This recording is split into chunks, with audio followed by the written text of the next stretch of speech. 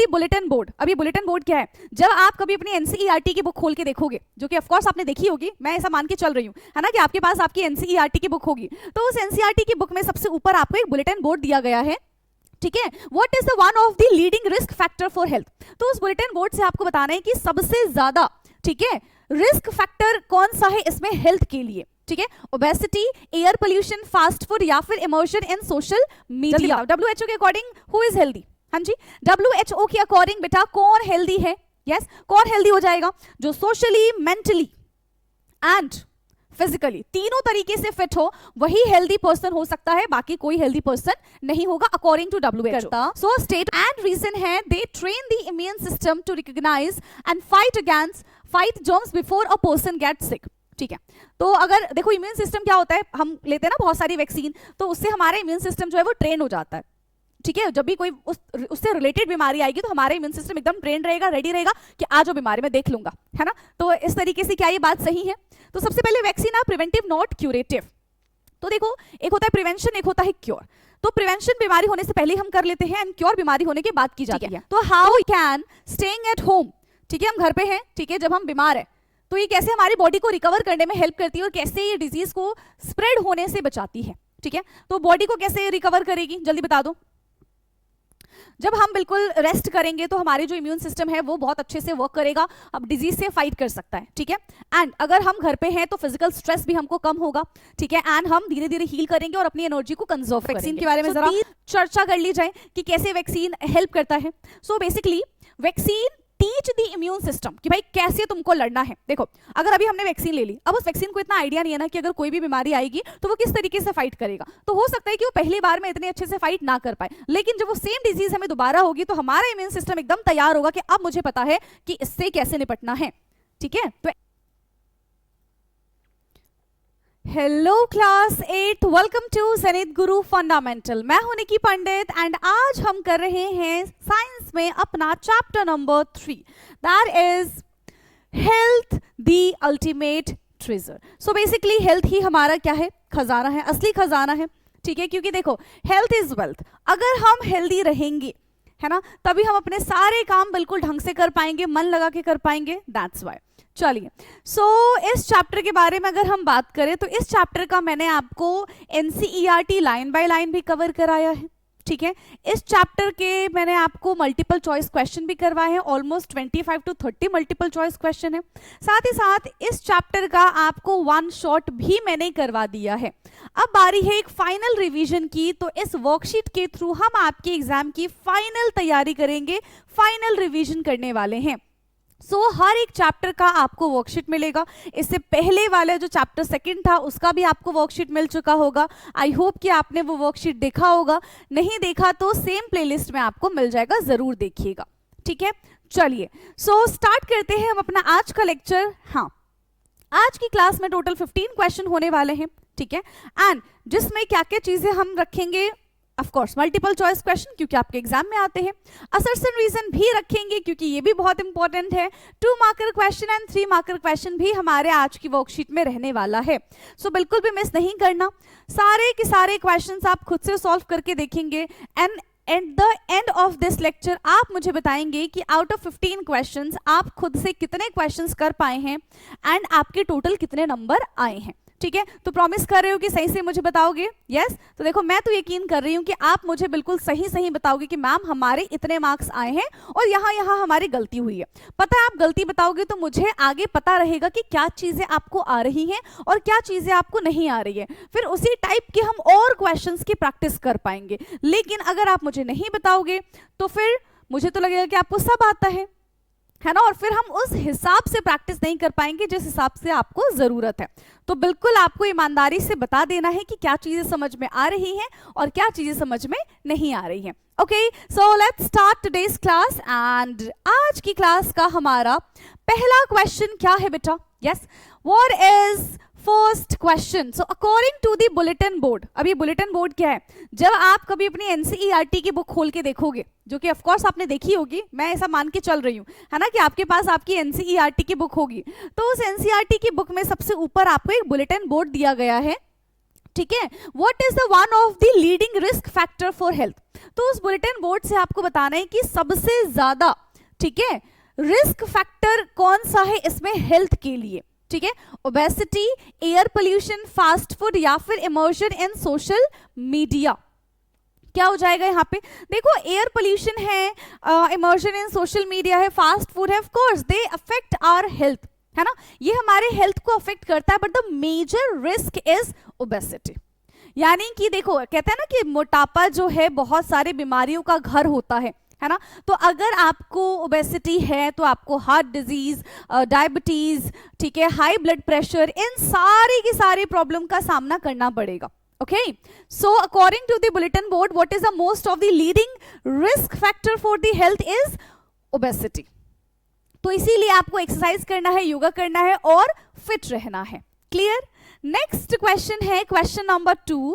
You visit a new city and notice a high air quality index, जैसे कि अभी दिल्ली का चल रहा है ना, and based on the chapter, what would you infer about the air quality? ठीक है, the air is very clean. अगर हाई AQI है तो क्या होगा, हम बोलेंगे कि एयर बहुत साफ है, या फिर the air has low level of pollutants, the air has a high level of pollutants from vehicle and the factories, and the air quality index is not a reliable major.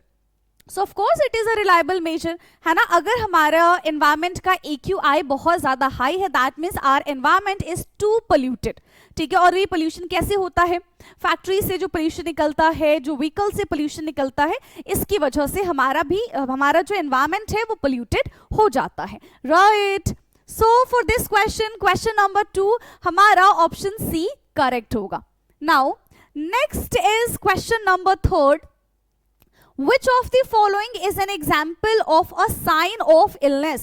कौन सा हमारा यहाँ पे साइन है, illness का sign है, ठीक है, टायर्डनेस, थक गए मतलब बीमार है ऐसा कुछ, या फिर पेन हो रहा है तो हम बोल सकते हैं कि बीमार है, रैश हो गया या फिर डिजीनेस हो गया, क्या हो सकता है, साइन ऑफ इलनेस के बारे में बात कर रहे हैं ना, which of the example of a sign of illness, yes, sign के बारे में बात करें, साइन, तो sign of illness is something that can be observe, है ना, जो आराम से ऑब्जर्व किया जा सकता है, ठीक है। कौन ऑब्जर्व करेगा, आप नहीं, दूसरे ऑब्जर्व करके आराम से बता सकते हैं। जैसे कि आपका हाथ स्वेल हो गया तो कोई भी आपको देख के बता देगा, हाँ भाई तुम्हारा हाथ स्वेल हो गया है, ठीक है, मतलब कुछ बीमारी हो सकती है, कुछ भी हो सकता है, ठीक है। तो ऐसी ऑब्जर्वेशन जो दूसरे देख के आपको बता दे, दैट इज कॉल्ड साइन, उसी को हम साइन कहते हैं। तो यहाँ पे अगर आपको दर्द होगा तो किसी को कैसे पता चलेगा, हाँ, आपको मान लो चींटी ने काट लिया तो कोई आपके बगल में खड़ा है तो उसको कैसे पता चलेगा, वो पहले आपको फील होगा ना, ठीक है। ये पेन है तो वो आपको फील होगा, ठीक है, टायर्डनेस है आप ही को फील होगा, डिजीनेस है आपको फील होगा, लेकिन अगर आपको रैश हो जाता है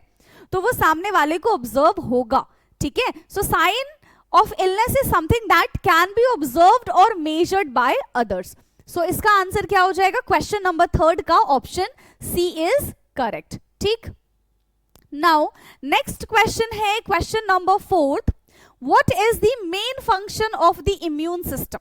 तो हमारे इम्यून सिस्टम का मेन फंक्शन क्या होता है, to detect symptoms, to protect antibiotics, to fight against the disease, to measures body temperature. तो देखो हम कहते हैं ना कि जिसका इम्यून सिस्टम जितना ज्यादा अच्छा होता है, ठीक है, जितना स्ट्रांग होता है वो उतना कम बीमार पड़ता है। सो बेसिकली इम्यून सिस्टम क्या करता है, हमारी बॉडी को प्रोटेक्ट करता है from harmful microbes, right. So to fight against disease, question number 4 का ऑप्शन सी हमारा यहाँ पे करेक्ट हो जाएगा, ठीक है। नेक्स्ट है question number 5। A student read that दिनचर्या and ऋतुचर्या are important, ठीक है। एक बच्चे जो है वो क्या रीड करते कि भाई दिनचर्या और ऋतुचर्या जो है वो बहुत इंपॉर्टेंट है, ठीक है, to maintain a health, and this is derived from which traditional system. तो ये जो ऋतुचर्या है, ये जो दिनचर्या है, ये कौन से ट्रेडिशनल सिस्टम से आया है? सो ऑप्शन है हमारा योगा, ठीक है, उनानी, आयुर्वेदा या फिर सिद्धा। तो कहां से आया है ये दिनचर्या एंड ऋतुचर्या? बेसिकली समझ लो दिनचर्या क्या होता है। सो दिनचर्या इज आवर डेली रूटीन, ठीक है, एंड ऋतुचर्या, ऋतु मतलब होता है सीजन, तो ऋतुचर्या इज सीजनल रूटीन। तो बेसिकली ये जो सीजनल रूटीन है, ये जो डेली रूटीन है, ये कहां से आया है? ये हमारे आयुर्वेदा से आया है, जो आज तक हम फॉलो करते आ रहे हैं एंड आगे भी आपको फॉलो करना है. So it lead a healthy life. Clear? Now next question is question number 6. What is the World Health Organization? अच्छा, वर्ल्ड हेल्थ ऑर्गेनाइजेशन का ना फुल फॉर्म भी आपसे पूछा जा सकता है. मतलब आपको बोल देंगे WHO का फुल फॉर्म बताओ. सो WHO का फुल फॉर्म क्या हो जाएगा? That is World Health Organisation. ठीक है, क्या हो जाएगा बेटा? वर्ल्ड हेल्थ ऑर्गेनाइजेशन हो जाएगा. ठीक है. Definitions of the health. So WHO क्या डिफाइन करता है हेल्थ को? The absence of disease, the state of physical and the mental wellbeing, a state of complete physical, mental and social well-being, feeling good physical and having a strong relationship. So क्या हो जाएगा? जल्दी बताओ. WHO के according who is healthy? हाँ जी, WHO के according बेटा कौन हेल्दी है? यस, कौन हेल्दी हो जाएगा? जो सोशली, मेंटली एंड फिजिकली तीनों तरीके से फिट हो, वही हेल्दी पर्सन हो सकता है. बाकी कोई हेल्दी पर्सन नहीं होगा according to WHO. So state of complete physical, mental and social wellbeing. Clear? कर दे हम ये आंसर? जल्दी बता दो. कर दें? यस मैम, कर दो. सो क्वेश्चन नंबर 6 का हमारा ऑप्शन सी करेक्ट होगा. ओके, नाउ नेक्स्ट क्वेश्चन है question number 7. Which of the following is an example of a symptom?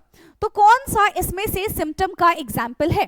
ठीक है, हाई बॉडी टेम्परेचर और स्किन रैश, स्वेलिंग या फिर डिजीनेस. सिम्टम्स का एग्जाम्पल देखो. इससे पहले हमने साइन के बारे में बात की थी. साइन क्या होता है? जो दूसरे पहचान सकते हैं. सिम्टम्स क्या होते हैं? यस, सिम्टम्स जो हम खुद फील कर सकते हैं. मतलब जो भी पेशेंट है, ठीक है, वो खुद फील कर सकते हैं कि हाँ ऐसा हो रहा है, बट ऐसा नहीं है कि उसको एग्जैक्ट बीमारी पता चल जाएगी. ठीक है, हम ऐसा बोल सकते हैं कि उसको थोड़ा बहुत आइडिया हो जाएगा. ठीक है, तो किससे आइडिया हो जाएगा? High body temperature, skin rash, swelling and dizziness. तो कौन यहाँ पे हमको सिम्टम्स के बारे में बता रहा है? यस, कौन सिम्टम्स के बारे में बता रहा है? That is dizziness. कौन बता रहा है हमको यहाँ पे सिम्टम्स के बारे में बेटा? डिजीनेस. ठीक है, तो यहाँ पे क्या हो रहा है? ठीक है, यहाँ पे क्या हो रहा है कि can not be directly observe by others. वो खुद ही, हमें दर्द हो रहा है, फटीग हो रहा है, पेन हो रहा है, नौसिया है, तो ये हम खुद ही आइडेंटिफाई कर पा रहे हैं. ठीक है, नाउ नेक्स्ट है, अब यहाँ पे असर्शन रीजन के क्वेश्चंस आ गए. तो असर्शन में है vaccines are prevented not curative. तो वैक्सीन जो है वो प्रिवेंट करता है, क्योर नहीं करता. एंड रीजन है they train the immune system to recognise and fight germs before a person get sick. ठीक है, तो अगर देखो इम्यून सिस्टम क्या होता है, हम लेते हैं ना बहुत सारी वैक्सीन, तो उससे हमारा इम्यून सिस्टम जो है वो ट्रेन हो जाता है. ठीक है, जब भी कोई उससे रिलेटेड बीमारी आएगी तो हमारा इम्यून सिस्टम एकदम ट्रेन रहेगा, रेडी रहेगा कि आज वो बीमारी मैं देख लूंगा, है ना. तो इस तरीके से क्या ये बात सही है? तो सबसे पहले vaccine are preventive not curative. तो देखो, एक होता है प्रिवेंशन, एक होता है क्योर. तो प्रिवेंशन बीमारी होने से पहले हम कर लेते हैं एंड क्योर बीमारी होने के बाद की जाती है. तो यहाँ पे जो वैक्सीन है ये आप बीमार होने से पहले ले लेते हो. ठीक है, आपकी बॉडी में ना ये एक, हम ऐसा बोल सकते हैं, बॉडीगार्ड की तरह काम करता है. उसको पता है कि अगर आपको ये बीमारी होगी तो मैं पहले से ही बॉडी में हूं और मैं फाइट करने के लिए रेडी हूं. ठीक है, so yes, this is true. ठीक है, दिस इज ट्रू. रीजन क्या कह रहे हैं? They train our immune system to recognise and fight the germs before the person sick. Of course. ठीक है, तो ये भी ट्रू है विद द करेक्ट एक्सप्लेनेशन. दोनों के दोनों यहाँ पे करेक्ट है with the correct explanation. Okay, so both A and R are true and R is the correct explanation of A, right? Now, next question है question number 9, assertion. The number of people with diabetes has increased in India. तो हमारे India में जो diabetic people है वो दिन पर दिन बढ़ते जा रहे हैं. ऑफ कोर्स बढ़ रहे हैं, है ना. This is due to the combination of factor like unhealthy eating habits and the lack of physical activity. तो ये जो डायबिटिक पर्सन है, ठीक है, ये डायबिटिक पेशेंट क्यों इतने ज्यादा बढ़ रहे हैं? क्योंकि उनका जो लाइफस्टाइल है वो मेंटेन नहीं है. They usually eat junk food. तो ये रीजंस है. Of course these are the reasons, है ना. तो यहाँ पे भी दोनों के दोनों करेक्ट हैं विद द करेक्ट एक्सप्लेनेशन. ठीक है, दोनों के दोनों हमारे यहाँ पे करेक्ट हो जाएंगे with the correct explanation. Both A and R are true and R is the correct, R is correctly correct explanation of A. ठीक. Now next is again assertion reason question. तो यहाँ पे है assertion the ability of the body to fight disease is called immunity. तो हमारी body की जो ability है फाइट करने के लिए उसको हम क्या कहते हैं, उसको हम कहते हैं कि yes this is immunity. Is it correct? Yes yes. Immunity is the ability of the body to resist और to fight with disease. So this is true. Now reason क्या कह रहे हैं, the immune system protect us against the harmful pathogens. जो immune system है वो हमें harmful pathogen से प्रोटेक्ट करता है. हाँ जी, हमें प्रोटेक्ट करता है. And both are true and R correctly explains A. So again इसका भी हमारा ऑप्शन ए ही करेक्ट हो जाएगा. तो यहाँ पे टोटल जितने भी 1 मार्कर क्वेश्चन थे वी हैव कवर्ड ऑल. अब हम आ जाते हैं 2 मार्कर क्वेश्चन पे. ठीक, नाउ 2 मार्कर क्वेश्चन है, यहाँ पे लिखा नहीं है बट आप लिख लीजिए.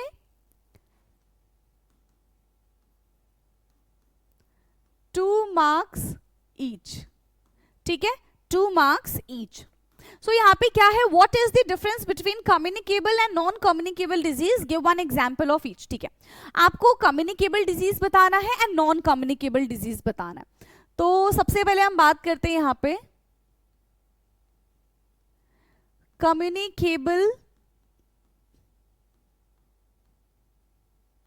डिजीज के बारे में. ठीक है, कम्युनिकेबल डिजीज एंड यहां पे आ जाएगा नॉन कम्युनिकेबल डिजीज. ठीक है, communicable disease and non communicable disease. तो बेटा नाम से क्या पता चले, कम्युनिकेबल डिजीज एक ऐसा डिजीज जो स्प्रेड होता है from person to another person. ठीक है, a disease that spread from a person to another person, person to another person. ठीक है, एक पर्सन से दूसरे पर्सन में क्या होता है, जब बीमारियां फैल जाती है, जैसे हम स्नीज कर देंगे है ना, तो क्या होता है कि अगर मेरे सामने वाला कोई है हेल्दी है, अगर मुझे स्नीज हो रहा है तो वो सामने वाले को भी कुछ टाइम के बाद होना स्टार्ट हो जाएगा, तो ये फैल जाता है. ठीक है, जैसे कोविड-19 के बारे में अगर हम बात करें तो क्या होता है, एक को अगर कोरोना हो रहा था उसके कांटेक्ट में अगर कोई आ रहा था तो उसको भी कोविड हो जा रहा था. So this is example of communicable disease. तो a disease that spread from one person to another. ठीक है, और ये एनिमल से भी फैल सकता है, ये ह्यूमन से भी फैल सकता है, एयर, वाटर, फूड, किसी से भी, और डायरेक्ट कांटेक्ट से भी. ठीक है, from a person to another. ठीक है, और फ्रॉम एनिमल्स, ये एनिमल से भी फैल सकता है, और human through air, water, food और डायरेक्ट कांटेक्ट, और डायरेक्ट कांटेक्ट. ठीक है, या फिर डायरेक्ट कांटेक्ट होने की वजह से. एग्जाम्पल क्या हो जाएगा इसका, सो एग्जाम्पल इज कोविड-19. कितने एग्जाम्पल्स देने हैं हमको, गिव 1 एग्जाम्पल. तो हमने एक एग्जाम्पल ले दिया कोविड-19, आपका मन करे आप इन्फ्लुएंजा लिख लो, चिकन पॉक्स लिख लो. ठीक है, आया समझ में. चलो, नॉन कम्युनिकेबल डिजीज के बारे में बात करेंगे. तो ये पर्सन टू पर्सन नहीं फैलता है, they usually develop due to the lifestyle factor. ठीक है, a disease that do not spread, a disease that do not spread from person to person, person to person. It depend upon the lifestyle of a person. ठीक है, ये किस पे depend करता है, ये पर्सन्स की लाइफस्टाइल पे डिपेंड करता है, जेनेटिक्स पे डिपेंड करता है. Lifestyle of a person and genetics. For example, अब इसका एग्जाम्पल हमें क्या मिल जाएगा, जैसे कि डायबिटीज है, कैंसर है, हार्ट डिजीज है. ठीक है, तो आप कोई भी एक एग्जाम्पल अपने अकॉर्डिंग यहाँ पे मेंशन कर सकते हैं. डन है जी, हाँ जी, बड़े आगे। चलो नेक्स्ट क्वेश्चन है हमारा, क्वेश्चन नंबर कौन सा है, 12th है, तो ये भी हमारा 2 मार्कर क्वेश्चन ही है। So how can staying at home when unwell help the body recover and also prevent the spread of disease. ठीक है, तो how can staying at home, ठीक है, हम घर पे हैं, ठीक है, जब हम बीमार है तो ये कैसे हमारी बॉडी को रिकवर करने में हेल्प करती है और कैसे ये डिजीज को स्प्रेड होने से बचाती है। ठीक है, तो बॉडी को कैसे रिकवर करेगी, जल्दी बता दो। जब हम बिल्कुल रेस्ट करेंगे तो हमारी जो इम्यून सिस्टम है वो बहुत अच्छे से वर्क करेगा, अब डिजीज से फाइट कर सकता है। ठीक है, एंड अगर हम घर पे हैं तो फिजिकल स्ट्रेस भी हमको कम होगा। ठीक है, एंड हम धीरे धीरे हील करेंगे और अपनी एनर्जी को कंजर्व करेंगे। So these can be a reason. ठीक है, हेल्प द बॉडी रिकवर, कैसे हेल्प करेगी, so help body to recover. ठीक है, जब हम कहां पे हो, जब हम अपने घर पे हो, है ना, तो क्या क्या रीजंस हम लिख सकते हैं, रेस्टिंग अलाउइंग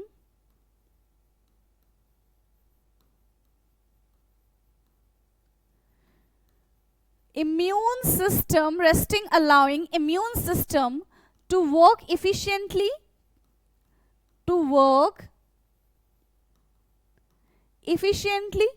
ठीक है, ये efficiently वर्क करने में हेल्प करती है, to fight off the infections, to fight off the infection, to fight off the infections. दूसरा क्या अभी मैंने आपको बताया था कि reduce physical stress and conserve energy, reduce physical stress and conserve energy. ठीक है, तो इस तरीके से हील हो सकता है। Now prevent the spread of disease. ठीक है, prevent the spread of disease. अब डिजीज को स्प्रेड करने से कैसे रोका जा सकता है, तो यहां पे हम बात करते हैं prevent disease, prevent disease from spread लिख लो। ठीक है, उल्टा हो गया ना, हाँ उल्टा ही हो गया, इसको सीधा कर लो भाई, है ना, गलत इंग्लिश बन जाएगी फिर हमारी। क्या लिखेंगे, prevent the spread of disease, prevent the spread of disease, prevent the spread of disease. चलो, तो देखो बहुत सारी ऐसी इलनेस होती है जैसे कि फ्लू हो गया, कोविड-19 हो गया, है ना, तो ये सब क्या है, अगर हम घर पे रहेंगे, ठीक है, किसी के कांटेक्ट में नहीं आएंगे तो ऑफ कोर्स लोग बच जाएंगे ना। जैसे कोविड-19 की अगर हम बात करें तो लोगों को क्या कहा गया था कि अपने घर में बैठो, क्यों, क्योंकि अगर घर में रहेंगे तो कम लोगों की कांटेक्ट में रहेंगे, कम लोगों की कांटेक्ट में रहेंगे तो सामने वाला इंसान बीमार नहीं पड़ेगा।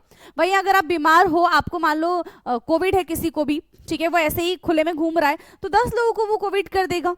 तो घर में रह के जो प्रिवेंशन हो पा रहा था वो प्रिवेंशन बाहर जाके तो नहीं हो पाएगा, है ना। तो bye staying home we can avoid contact with the healthy people। ठीक है, by staying home we can avoid contact with healthy people। ठीक है, जो अच्छे खासे लोग हैं भाई उनके कांटेक्ट से हम दूर हो जाएंगे तो बीमार नहीं होंगे, which reduce the chances of passing the infections, which reduce the chances of passing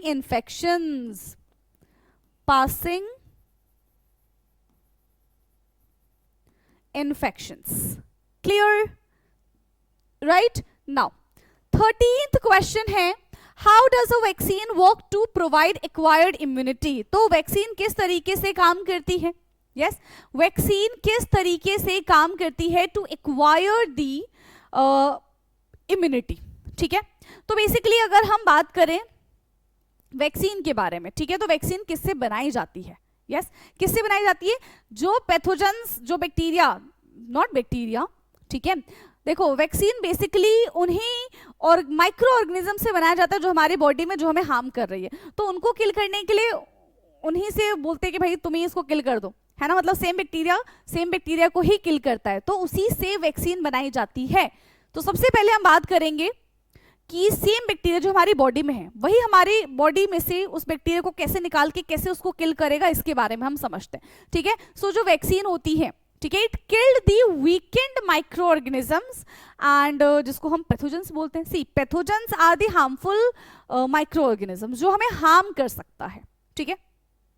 तो how does a vaccine work to provide acquired immunity? तो वैक्सीन के बारे में जरा चर्चा कर ली जाए कि कैसे वैक्सीन हेल्प करता है।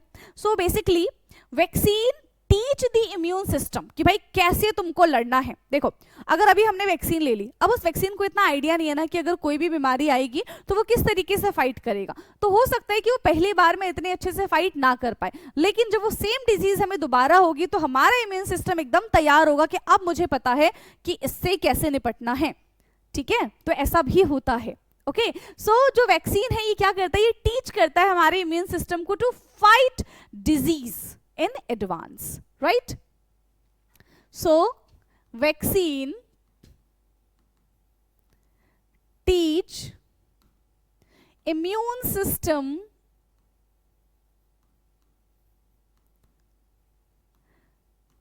to fight vaccine teach immune system to fight disease in advance, in advance, ठीक है। पहले ही सिखा देते हैं कि भाई अब अभी बीमारी आएगी, इससे ऐसे निपट लेना, ठीक है। प्रोवाइडिंग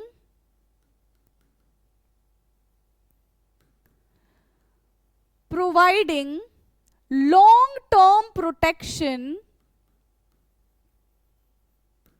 ठीक है, providing long term protection without the person having to suffer from that actual infections, ठीक है। उससे बचा लेता है बहुत लंबे टाइम तक। जैसे आप सबने पोलियो के बारे में सुना होगा, है ना, कि बचपन में 5 साल तक हमको पोलियो पिलाई जाती थी, ठीक है, जिससे जो भी डिजीज होना था वो क्योर हो जाता है। पहले ही हम उसको, नॉट क्योर बोलेंगे, हम उसको पहले ही प्रिवेंट कर लेते थे, ठीक है। तो बहुत लंबे टाइम तक फिर किसी को पोलिया नहीं हो सकता है। सो यहाँ पे क्या है?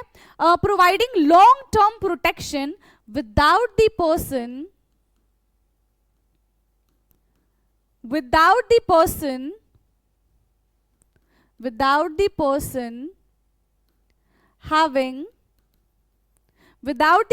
having to suffer from that actual infections, to suffer from that actual infections, ठीक है, राइट। क्या इतना क्लियर है? तो ये था हमारा 2 मार्कर क्वेश्चन अब तक। अब हम आ जाते हैं अपने 3 मार्कर क्वेश्चन की तरफ। सो 3 मार्क्स में ये है हमारा question number 14। Explain how a clean environment is crucial for both physical and the mental well-being as described in this chapter. So of course जो clean हमारा environment है that help us, ठीक है, वो हमें मेंटली एंड फिजिकली दोनों तरीके से बहुत ज्यादा रिलीफ करता है। कैसे हमारे लिए मेंटली एंड फिजिकली वेलबींग है, इसके बारे में बात करते हैं। तो सबसे पहले किसके बारे में बात करें? फिजिकल, ठीक है, फिजिकल वेलबींग के बारे में बात करते हैं हम। फिजिकल वेलबींग, ठीक है, फिजिकल वेलबींग। सो अगर हमारा एनवायरमेंट क्लीन होगा, ठीक है, अगर हमारा एनवायरमेंट क्लीन होगा तो जर्म्स नहीं होंगे, पोल्यूशन नहीं होंगे, lowering the risk of disease, तो हम ऑफ कोर्स फिजिकली फिट रहेंगे, ठीक है। So a clean environment reduce the risk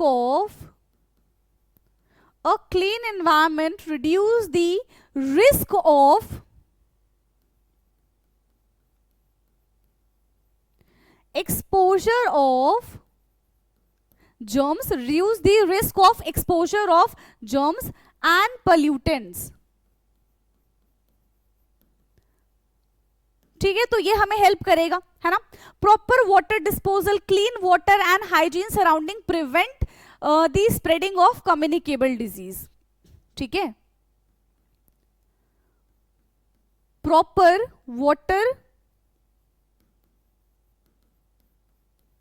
disposal, ठीक है, proper water disposal, clean water and clean environment, you can also write clean water help, ठीक है, proper water disposal, clean water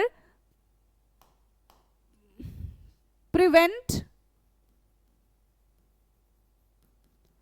the communicable disease, prevent the communicable disease, ठीक है, and clean air support healthy growth and proper function. Clean air support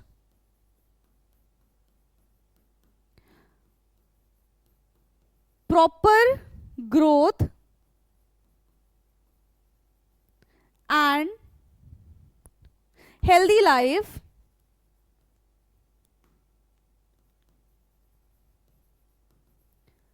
ठीक है, तो ये इस तरीके से हमको सपोर्ट करता है, राइट। नाउ अब हम यहां पे बात करेंगे किसके बारे में, दैट इज मेंटल वेलबींग के बारे में, ठीक है।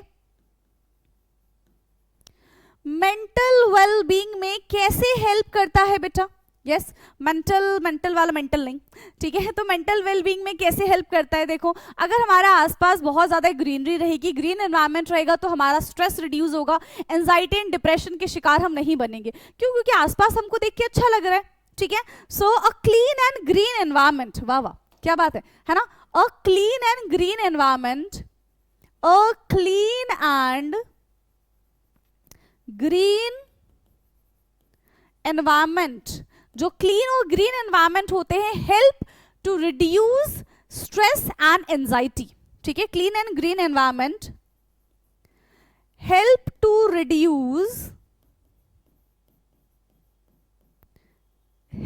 Reduce stress and anxiety,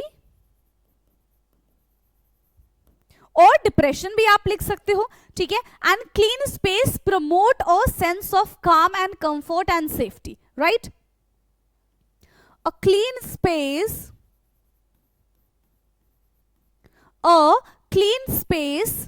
promote a sense of calmness, ठीक है, हम बिल्कुल शांत हो जाते हैं अच्छी जगह देख के, comfort and safety, comfort and safety. And third point क्या लिख सकते हैं, yes, so clean surrounding encourage physical activities and improve in mental health. Clean surrounding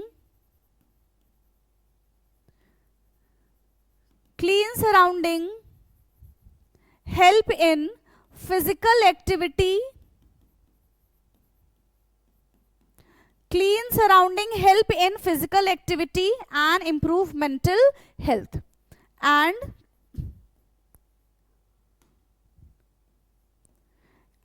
improve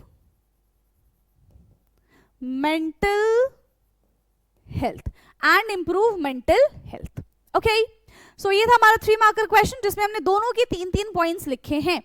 समझ में आया या नहीं आया है? चलिए अब हम आ जाते हैं अपने लास्ट क्वेश्चन की तरफ, और फिर हमारा ये वर्कशीट हो जाएगा complete. So what are pathogens, pathogens क्या होते हैं, and through what 3 ways they can enter the human body. तो सबसे पहले भाई बता दो कि पैथोजेंस क्या होते हैं, जो हार्मफुल बैक्टीरियाज होते हैं, that is called pathogens. So pathogens that cause disease in humans, animals and plants, ठीक है।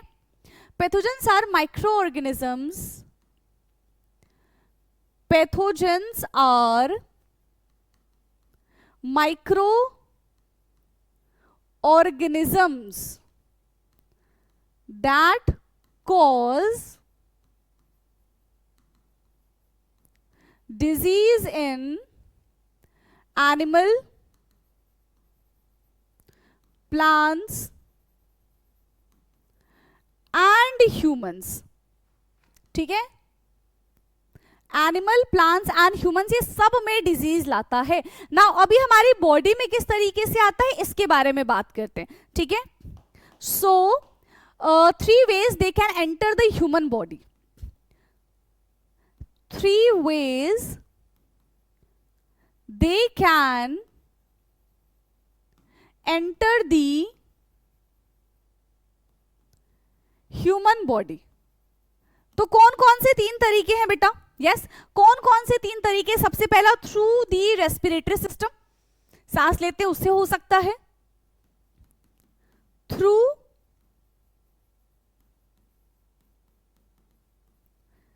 रेस्पिरेटरी सिस्टम, है ना। ऐसा हो सकता है कि सांस ले रहे हमने पैथोजेंस को भी इनहेल कर लिया, तो pathogens enter via our nose and mouth. Pathogens enter via our nose and mouth. ये हमारे नोज के थ्रू, माउथ के थ्रू आ सकता है when we inhaled contaminated air. When we inhaled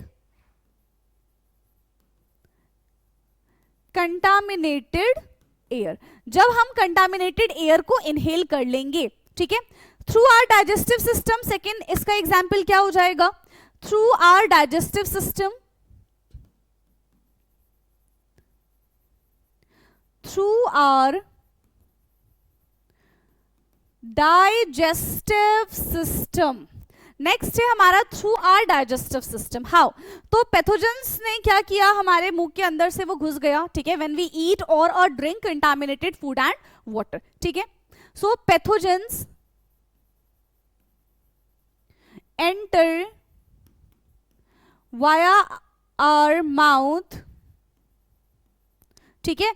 pathogens enter via our mouth when we eat और drink, when we eat or drink contaminated food or water, है ना।